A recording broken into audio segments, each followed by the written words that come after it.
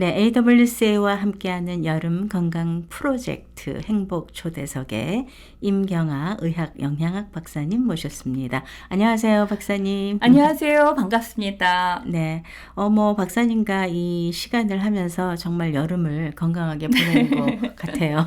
우리 네, 청취자 여러분들도 아마도 그러실 것 같은데. 네. 자, 오늘은 우리 함께하는 밥상 보감 시간 네. 어떤 걸 또 할까요? 오늘은요, 그 발병의 원인을 정확하게 잘 몰라요. 근데 삶의 질을 굉장히 떨어뜨릴 수 있는 아토피성 피부염에 대해서 알아보도록 하겠습니다. 네, 아토피성 피부염 주위에 많이 봤거든요. 네. 근데 이게 이제 음식하고 어떻게 연관이 있을지 궁금해요. 네. 아토피성 피부염. 네. 이거를 한의학에서는 태열로 보기도 했습니다. 네. 그러니까 배 안에 있었을 때 열이 있어서 그게 어떤 영향을 미치지 않았나 그렇게 네. 측정을 하는 거죠. 그래서 열로 생각을 하고 있어요. 한의학에서는. 네. 혈독이라고 이렇게 볼 수도 있고 만약에 임신했었을 때의 건강 상태, 내가 어떤 음식을 먹었는지는 태아한테 직접적으로 영향을 미칠 거예요. 그렇죠. 네. 내가 만약에 그때 술을 먹었다든가 네. 아니면은 인스턴트 푸드나 아니면 어떤 약물을 복용했다거나 했었을 때는 이 아이한테도 영향을 미칠 수 있겠죠. 그렇죠. 그런 부분도 정말 많은 원인 중에 한 부분이 차지할 수도 있고요. 네. 그리고 굉장히 원인을 알 수가 없습니다. 그래서 아토피의 아도 잘 모르기 때문에 그런 원인이 될 수가 있는데 그래도 그 원인을 살펴보면 첫 번째는 환경적인 요인이 있습니다. 네. 먼지, 곰팡이나 이렇게 동물의 털이라든가 이런 데 아주 과민하게 반응하는 거죠. 네. 스트레스도 하나의 원인입니다. 잠을 잘 못 자거나 불규칙한 식습관이라든가 또 술은 이게 굉장히 영향을 많이 줄 수가 있고요. 네. 그리고 피부 세척제나 그 세정의 비누나 이런 부분들도 영향을 미칠 수 있었고요. 네. 그 다음에 유전적인 부분들도 꽤 많이 차지합니다. 그리고 부모님 중에서 어떤 알러지가 있는 건 없는지를 확인해 볼 필요가 있는데요. 네. 아토피성 피부염이라고 해서 모두 다 이렇게 식품 알러지가 있는 경우는 아닙니다.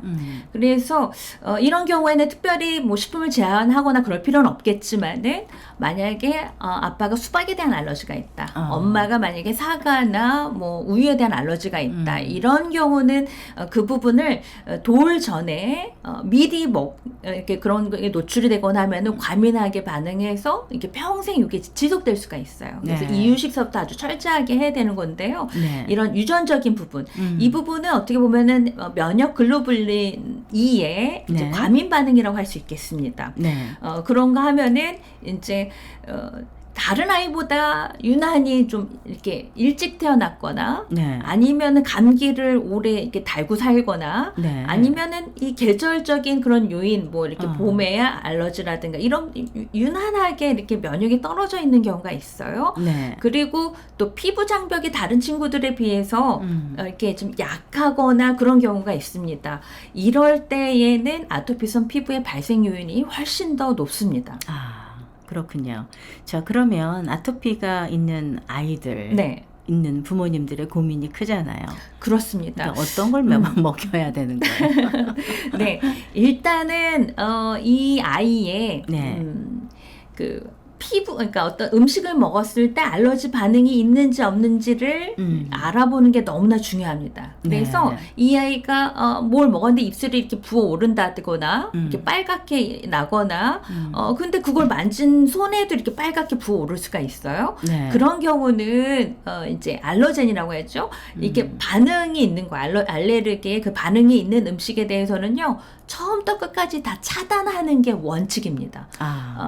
그리고 돌전서부터 이유식을 할 때가 제일 중요한데요. 네. 엄마나 아빠나 그리고 아이가 아기 때도 그 태열이라고 해서 가렵고 빨개지고 그런 아이들이 있습니다.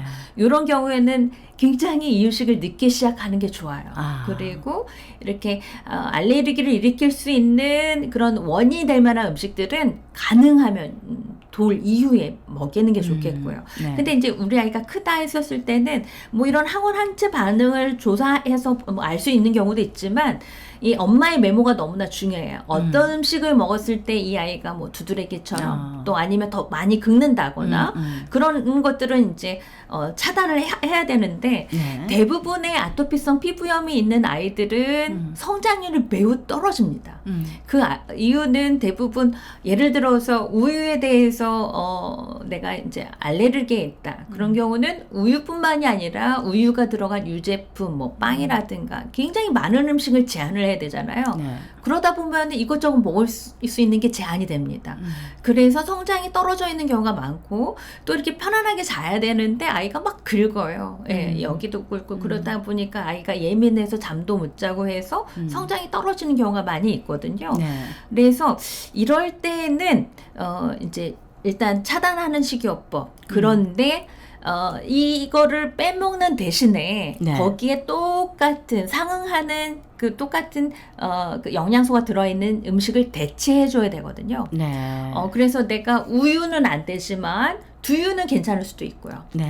그리고 똑같은 사과에 대해서 알러지가 있는데 이 단백질이잖아요, 항체가. 그래서 네. 이거를 만약에 이제 그 잼으로 해서 이렇게 가열을 하면은 그건 좀 괜찮은 경우도 있고 이게 상황마다 달라집니다. 네. 그리고 무조건 다 제한을 하게 되면은 이 아이가 먹을 수 있는 게 너무 제한이 돼서 네. 그렇게 이렇게 서서히 잼부터 해가지고 이렇게 단계적으로 이렇게 노출을 시키는 거가 중요하고요. 네. 그리고 또 많은 연구 논문에서 이렇게 대장 안에 있는 네. 우리가 그걸 이제 미생물이라고 하는데요. 어떻게 보면은 우리 체내의 전체 세포수의 10배 달하는 미생물이 이 안에 다 있어요. 그렇죠. 그래서 이 안에 면역, 소화, 흡수 이런 거를 다 기능을 담당하는 걸 우리가 마이크로바이옴이라고 하는데요. 네. 이 많은 연구를 통해서 아토피가 있는 친구들은 이 다양한 미생물이 현저하게 작았다라는 연구 보고가 있습니다. 그래서 이 아토피성 피부염인 친구들은 뭐 일단 알러지를 일으키는 음식은 제한해야 되겠지만 이 장내 유산균총을 유익균으로 올리는 거가 굉장히 중요합니다. 그걸 어떻게 올리나요? 네, 일단 우리가 그 유산균이라고 하잖아요. 네, 좋은 유산균. 유산균들 예. 이런 것들은 뭐 프로바이오틱스라고 해서 네. 나오는 제품들도 많이 있고요. 그리고 뭐 우리가 이제 이렇게 요거트라든가 뭐 이런 부분들도 장에 좋잖아요. 그래서 이 친구들은 아침에 일어나면 일단 물 한 잔부터 먹이고요. 왜냐면 장도 이렇게 청소해야 되고. 네. 그리고 그때 이 장까지 살아서 가는 그 프로바이오틱스를 먹는 거가 참 중요합니다. 왜냐면은 이 대부분의 유산균이 위 강한 산에 이렇게 죽기도 되고 이게 끝까지 살아서 가기가 쉽지가 않습니다. 네. 근데 요즘 워낙 좋은 제품들이 많이 있어서 뭐 소장, 대장, 그 송화 효소까지 다 들어가 있는 좋은 제품들이 많이 있는데요. 그래서 이 장을 건강하게 하면은 네. 면역도 좋아지고요. 어떠한 그런 그 나쁜 그 바이러스나 그 뭐 예민하게 반응하는 그 부분에 대해서 튼튼하게 세울 수가 있습니다.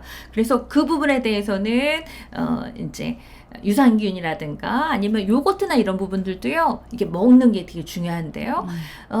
근데 너무 달면 안 돼요. 밀가루라든가 단 음식이라든가 탄산음료라든가 기름진 음식을 먹게 되면은 이 좋은 장내 유산균들이 이렇게 많이 이렇게 빠져나가게 되고 그 부분을 이 나쁜 유해균들이 차지하게 되면은 면역이 더 떨어질 수가 있습니다. 네. 그래서 먹는 거가 하루아침에 바뀌진 않겠지만은 이 좋은 유산균들 그리고 좋은 균들 나쁜 균들이 이렇게 자리 잡을 때는 적어도 한 120일 정도가 걸리거든요. 네. 그래서 평상시에 내가 먹는 거 된장국, 청국장, 뭐 발효된 음식 그리고 뭐 채소든 야채든 이렇게 너무 가공되지 않은 음식들 이런 거 주시는 것 너무나 중요하고요. 네. 내가 만약에 음식을 먹었는데 소화가 잘 안 된다, 더부룩하다, 네. 아니면은 설사하거나 변비가 생겼다. 그러면은 이 장에서도 안 좋지만 몸에도 좋지 않은 겁니다. 그래서 네. 그때는 내가 어떤 음식을 먹었지? 내가 하필